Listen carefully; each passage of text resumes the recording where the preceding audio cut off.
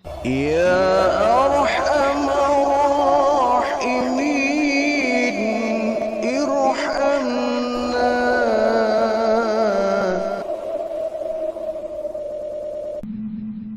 Tahu bahwa lebah itu kan umumnya kita anggap binatang yang nggak ada manfaatnya ya.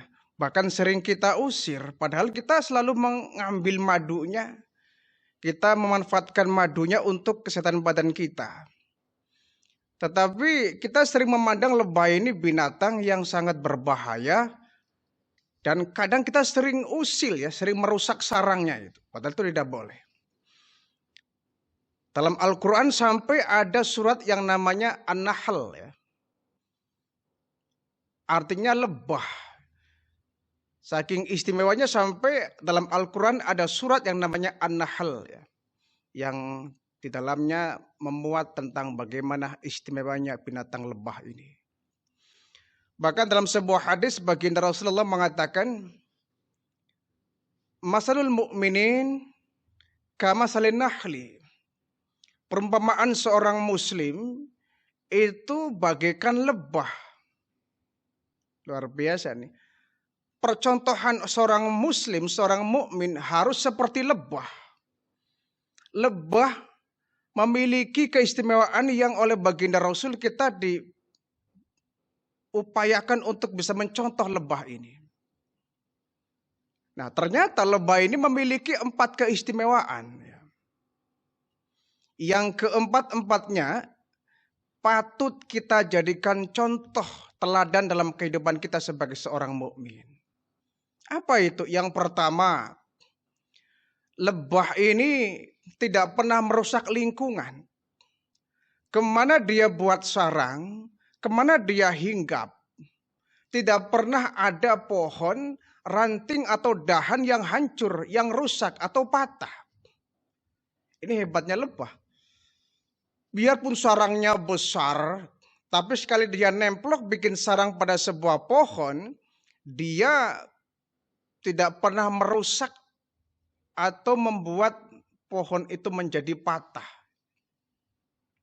Artinya apa? Seorang mukmin harus bisa menjadi rahmatan lil alamin. Harus menjadi teladan bagi lingkungannya. Jangan sampai seorang muslim, seorang mukmin menjadi biang masalah bagi lingkungannya. Rahmatan lil alamin, menjadi rahmat bagi lingkungan. Keberadaannya memberikan manfaat. Keberadaannya tidak menyebabkan orang lain terluka, orang lain menanggung akibatnya, orang lain dirugikan. Ini seorang muslim pantang menimbulkan kerugian untuk lingkungannya dimanapun dia berada. Harus menjadi rahmatan lil alamin. Tidak merusak lingkungan. Jadi kemana dia tinggal, dia menjadi rahmat. Kalau dia tinggal menjadi kaum yang mayoritas, dia bisa melindungi kaum yang ada di sekelilingnya yang minoritas. Kalau dia menjadi kaum yang minoritas, maka dia bisa menjaga diri. Itu seorang mukmin. Kemana dia hinggap tidak membuat patah dahan, itu lebah. Seorang mukmin kemanapun dia tinggal pantang jadi biang keladi. Pantang jadi biang kerok untuk lingkungannya. Dia harus menjadi penyejuk. Membawa damai, membawa manfaat dan maslahat, memberikan kontribusi kepada lingkungannya hal-hal yang baik. Itu seorang mukmin. Yang kedua, lebah ini juga ternyata kita tahu dia yang dimakan selalu bagus. Lebah yang dikonsumsi, yang dihisap, yang dimakan selalu saripati bunga. Itu lebah. Dari dulu sampai sekarang lebah belum pernah salah makan.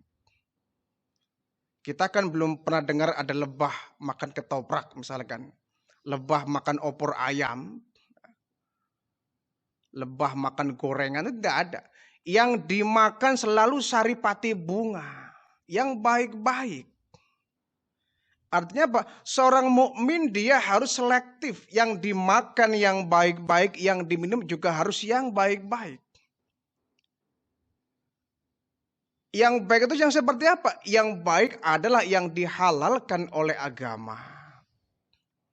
Jangan sampai seorang mukmin perutnya seperti tong sampah, apapun masuk itu. Kita perut selektif tuh. Yang dimakan, yang diminum, yang baik-baik. Makan nasi goreng masuk, daging ayam masuk, daging sapi masuk, daging kambing masuk, daging babi minggir, selektif. Air kopi masuk, air minum masuk, air mineral masuk, air teh masuk. Tapi kalau sudah berbau minuman keras, minggir. Selektif.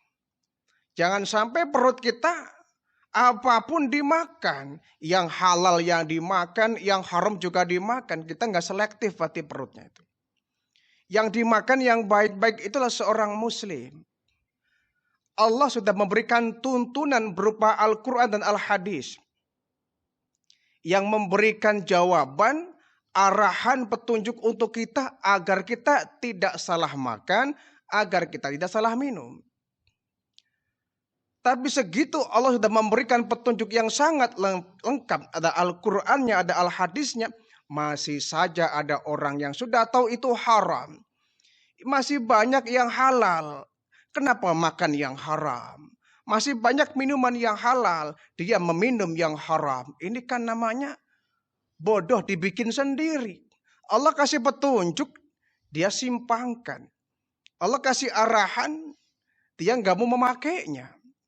Allah kasih peringatan, tapi dia abaikan.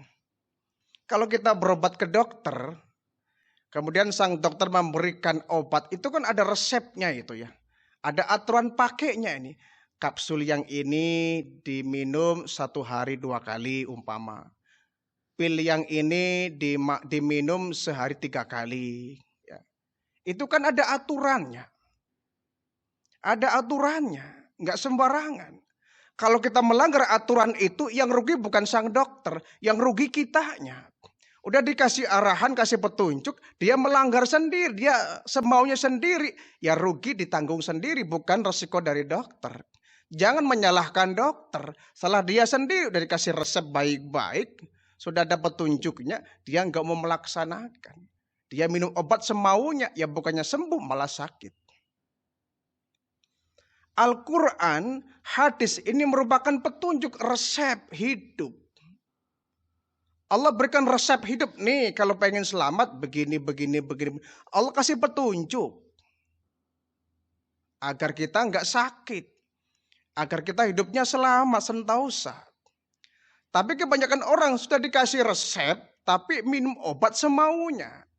Udah dikasih petunjuk Al-Quran, hadis, nggak mau melaksanakan, malah berlaku, bertingkah semaunya. Ya akhirnya apa?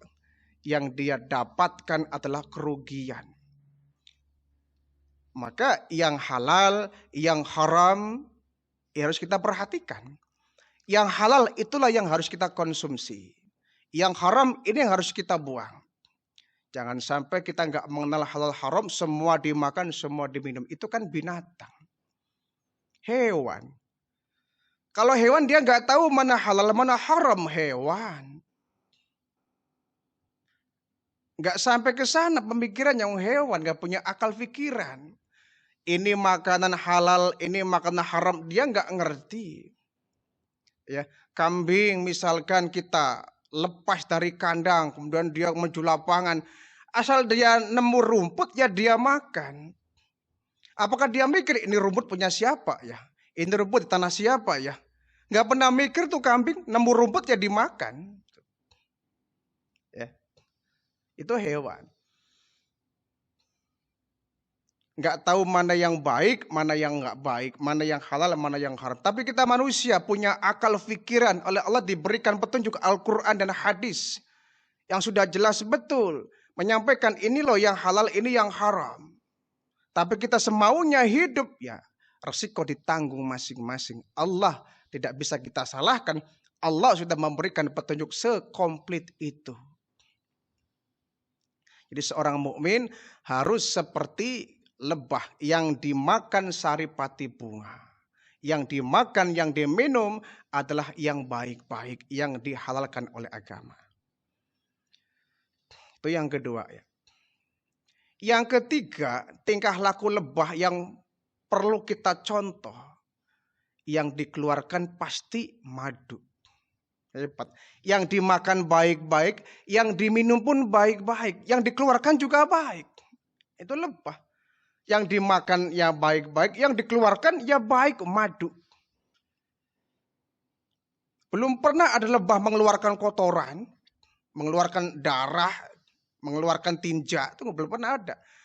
Yang dimakan saripati bunga, yang dikeluarkan pasti madu. Itu lebah. Artinya apa? Seorang muslim yang disampaikan ucapannya, perbuatannya, tingkah lakunya bermanfaat untuk sekelilingnya.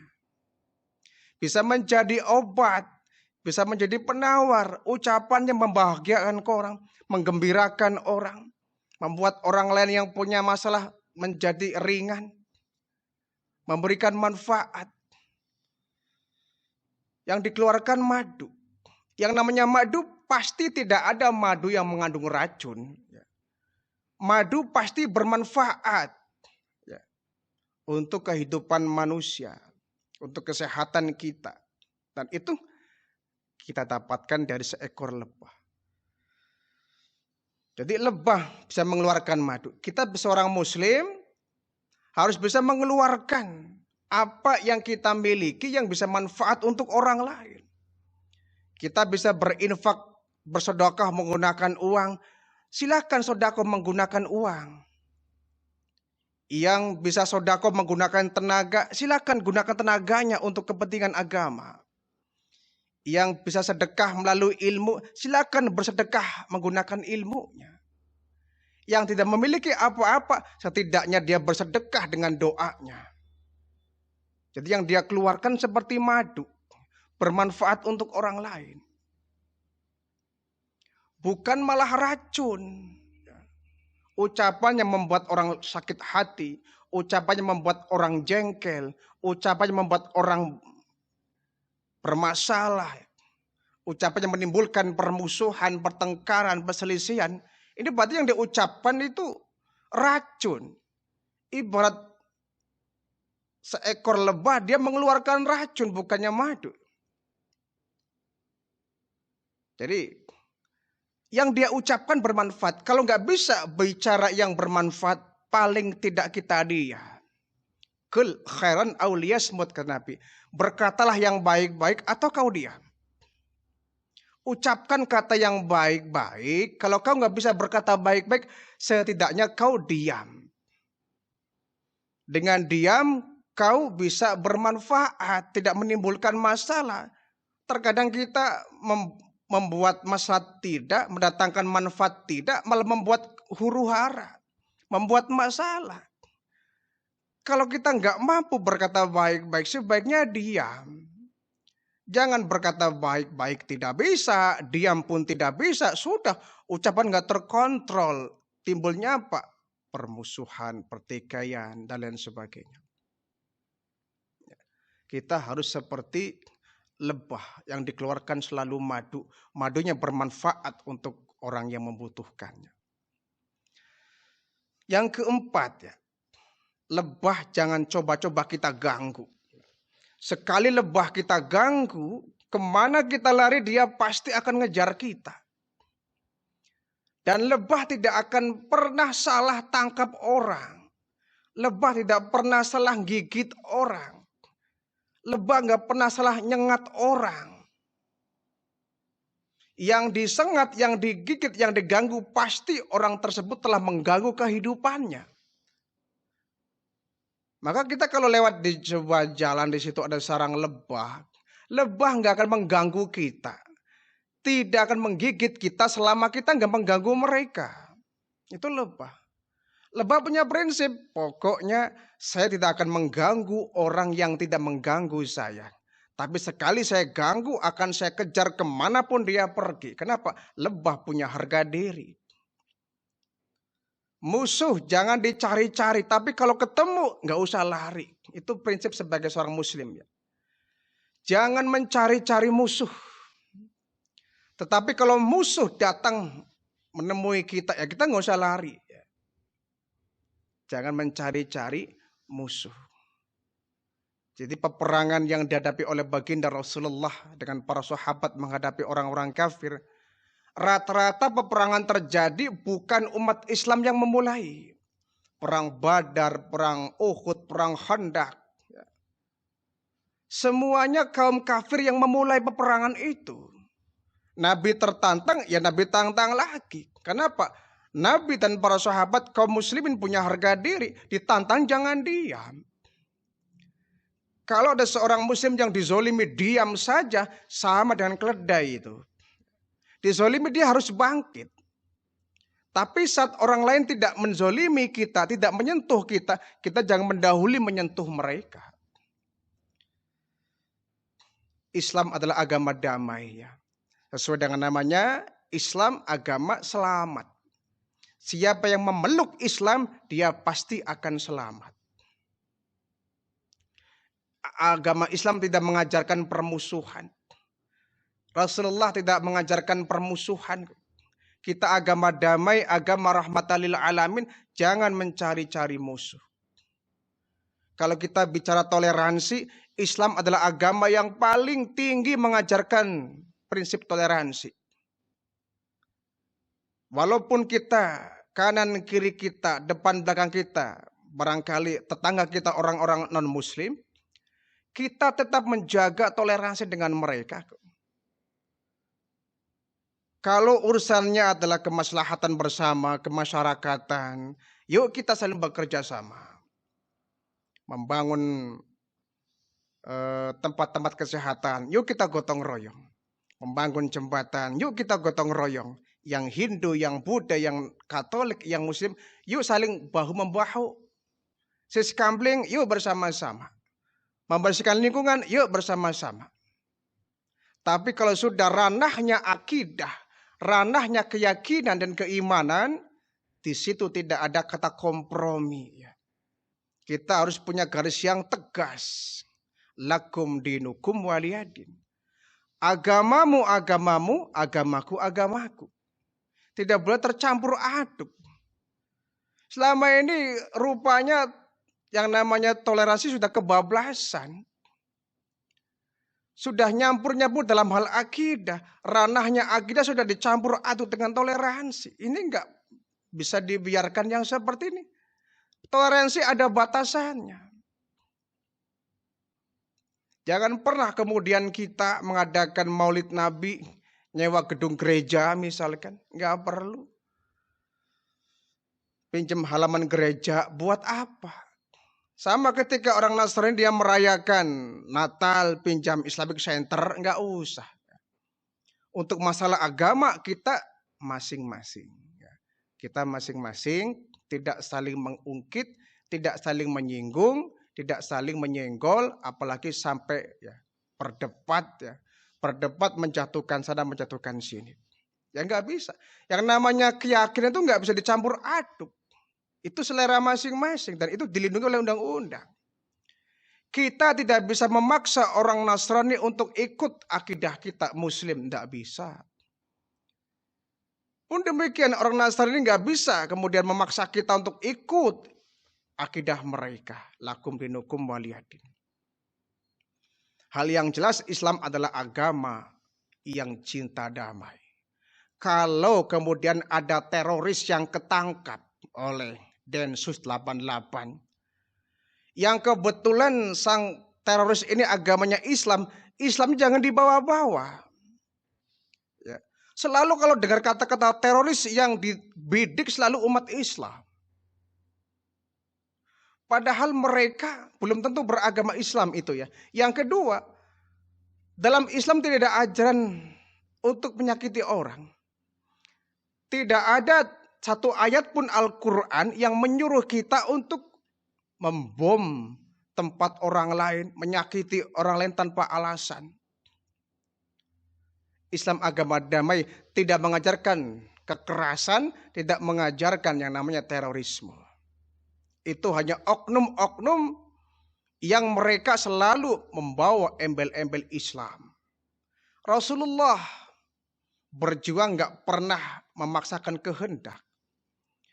Peperangan yang dihadapi oleh baginda Nabi, oleh para sahabat, peperangan dalam rangka menjaga kehormatan, menjaga harga diri. Nabi gak pernah memulai. Selalu orang-orang kafir yang memulai. Saat diajak untuk bertanding, ya Nabi gak diam. Cabut pedang, maju ke medan perang. Urusan kalah, urusan nanti. Tapi yang jelas, Islam tidak pernah mengajarkan kita untuk perang. Kalau masih ada jalan yang bisa ditempuh, ya jalan damai bisa diambil, jalan damai yang kita ambil. Ya, jadi teroris tidak identik dengan agama manapun. Ya, teroris tidak identik dengan agama Hindu, agama Buddha, agama Kristen tidak, apalagi agama Islam. Apalagi ada satu wacana bahwa pesantren menjadi tempat bersarangnya para teroris. Pesantren ada tempat di mana dididiknya para santri untuk menjadi seorang teroris. Ini kan sudah fitnah yang luar biasa. Justru di zaman perjuangan 45 pahlawan kita merebut kemerdekaan. Berapa banyak santri-santri yang ikut berkobar berjuang membela negara kita untuk meraih kemerdekaan. Banyak para kiai, para ulama yang mengkerahkan santrinya. Hubbul watan minal iman prinsipnya. Cinta tanah air bagian daripada iman. Banyak santri-santri dari pondok pesantren yang mereka berjuang untuk mengambil hak merdeka dari bangsa kita. Tidak pernah ada cerita kok seorang santri ya, memusuhi agama lain, ya, mengobrak-abrik tempat ibadah lain, tidak ada. Ya, jadi pesantren adalah lembaga dalam rangka mencetak generasi muda yang rahmatan lil alamin, bisa menyebarkan kedamaian, memberikan manfaat kepada orang, menyebarkan ilmu. Seperti lebah. Ya. Lebah baru akan bangkit menyerang orang ketika kehormatannya sudah diacak-acak. Tapi kalau tidak, lebah nggak akan bakal iseng-iseng nyengat orang, tidak ada. Lebah tidak akan mungkin salah nyengat orang. Kalau dia sudah merasa disakiti, dizolimi, dirusak tempatnya, diganggu kehidupannya, lebah tidak akan diam. Dia akan ngejar kita kemanapun kita pergi. Sampai kita nyelam di air pun tungguin tuh lebah. Kita punya harga diri, ya. Lebah punya harga diri. Tidak bisa kemudian harga diri ini diinjak-injak terus. Ya. Kalau kemudian kita mampu untuk bangkit, ya bangkit. Ya. Harus bangkit. Selama kezoliman itu ada di depan mata kita, ya kita jangan diam. Ya. Tetapi sekali lagi kita jangan mencari-cari musuh. Ya. Jangan mencari-cari musuh. Carilah jalan damai. Bertabayun, mencari perdamaian. Jalan keluar yang baik. Tidak harus berujung pedang. Ya. Islam adalah agama damai yang ketika baginda Rasul menyebarkan agama Islam, belum pernah Nabi mengajarkan ya, menyebarkan agama Islam dan kekerasan. Dulu kaum orientalis pernah membuat satu karikatur ya. Menggambarkan baginda Nabi, tangan kanannya membawa pedang, tangan kiri membawa Al-Quran. Jadi seolah-olah Rasulullah mengajarkan agama Islam, menyebarkan agama Islam dan kekerasan. Ini fitnah yang luar biasa. Jadi agama Islam adalah agama damai, agama yang selalu cinta kepada perdamaian, ya, karena dia agama yang penuh dengan keselamatan, rahmatan lil alamin.